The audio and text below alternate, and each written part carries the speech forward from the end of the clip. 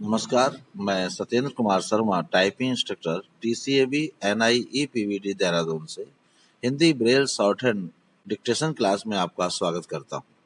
तो शुरू करते हैं। हिंदी डिक्टेशन गति 80 शब्द प्रति मिनट। भारतीय समाज में नारी गरिमा। भारतीय संस्कृति की महानता के आधार स्तंभों में एक यह भी है कि नारी को समाज में उच्च स्थान प्रदान करने की बात कही गई है। वैदिक और उत्तर वैदिक काल से ही ऐसे प्रमाण मिलते हैं जिनमें नारी की अभ्यर्थना की गई है।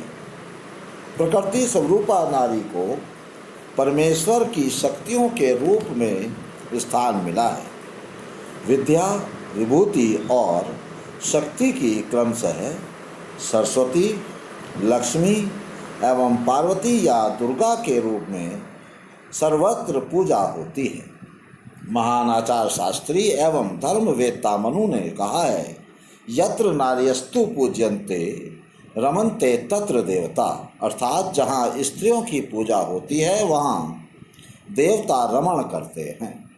भगवान राम और कृष्ण की पावन गाथाएं सीता के त्याग और राधा के अनुराग से आप्लावित रही हैं। भक्तगण सीताराम या राधे श्याम का उच्चारण कर समाज में नारी के अग्रणी स्वरूप का स्वतः ही निर्धारण करते हैं।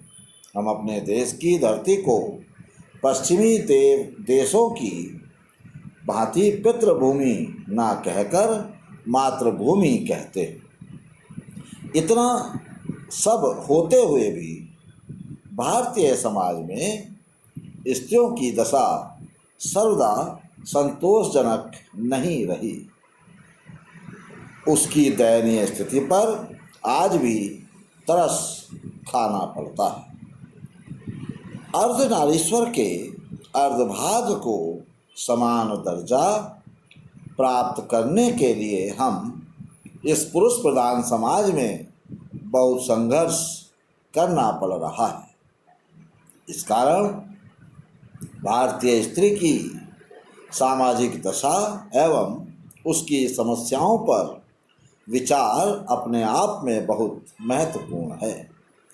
प्राचीन काल में जीवन के विभिन्न क्षेत्रों में स्त्रियों की दशा बहुत अच्छी थी और समाज में इन्हें गौरवपूर्ण स्थान प्राप्त था।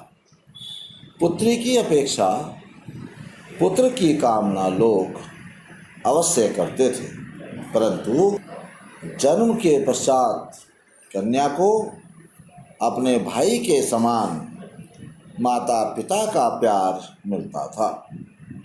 उस समय लगभग 16 वर्ष की आयु तक लड़कियां अविवाहित रहती थीं और इस अवधि में उनकी शिक्षा दीक्षा का उचित प्रबंध किया जाता था।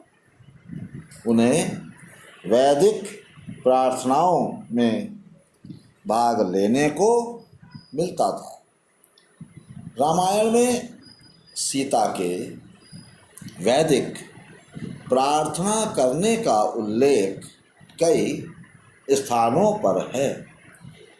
गृह प्रबंध में भी वे अपने अभिभावकों का हाथ बटाती थी।